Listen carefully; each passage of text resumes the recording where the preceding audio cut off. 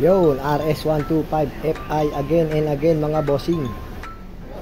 Ito po ay company owned vehicle. Kasamahan po ito nung mga unang na-vlog ko na RS na nagawa namin. So iniwan na lang po ito sa amin at kami na daw po bahalang magpatino. Ang problema po kasi ng unit ito is stock up yung gulong niya sa harap at ito po may mga leaking sa kanyang makina. So yung mga leak na yan, basic lang po yan. Ang pinaka main issue po kasi nito is tunog tora-tora. Ito po, pakinggan nyo po.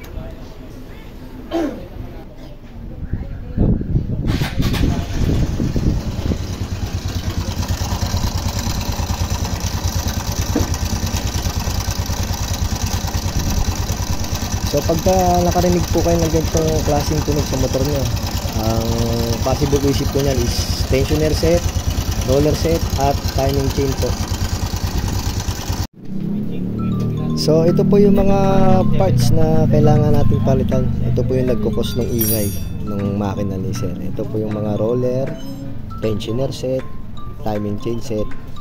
Ganun na rin po yung kanyang langis at yung side gasket. Papalitan po natin lahat yan.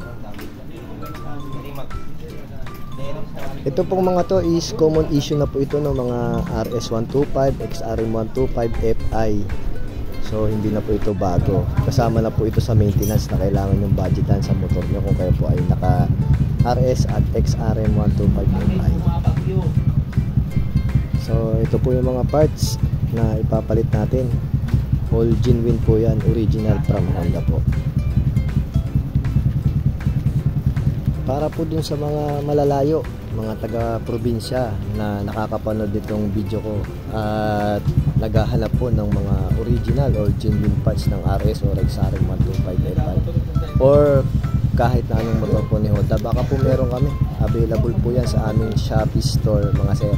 Message nyo lang po kung interested po kayo mag-avail ng aming mga parts.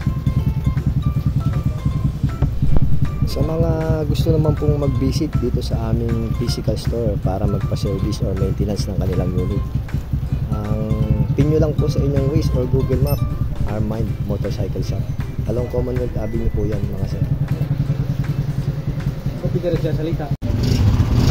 po yung finished product natin. After po natin install at kapit yung mga bagong parts.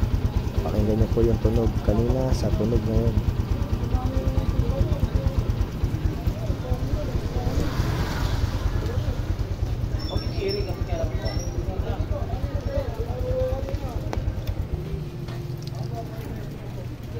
So ayun po mga boss, kung may mga concern po kayo, visit lang po kayo sa aming physical store dito along Commonwealth or message na lang po kayo sa aking page, Armind Motorcycle Shop.